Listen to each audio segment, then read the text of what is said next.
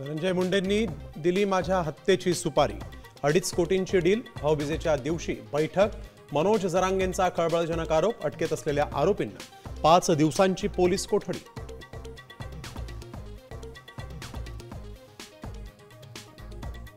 जरांगेंच्या आरोपांची सीबीआय चौकशी करा। जरांगेंची आणि माझी नार्को टेस्ट करा। मुंडेंचं आव्हान। तर मी नार्को टेस्टसाठी तयार।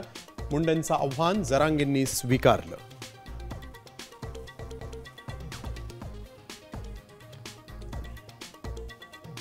हत्येच्या सुपारीची जरांगेंनी ऐकवली ऑडिओ क्लिप। दोन्ही आरोपींच्या फोनवरील संवादात धनंजय मुंडेंचं नाव। 2 कोटींची डील झाल्याचाही दावा।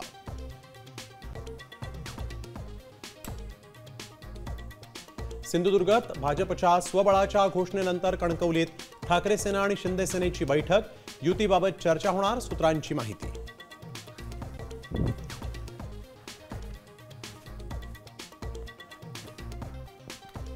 पार्थ पवारांवरील आरोपांनंतर संपूर्ण जमीन व्यवहार रद्द। अजित पवारांची माहिती। व्यवहाराची चौकशी करण्यासाठी समितीही गठीत।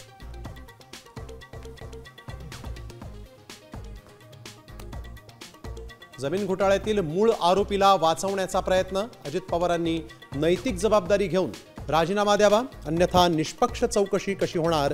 अंबादास दानवे यांचा सवाल।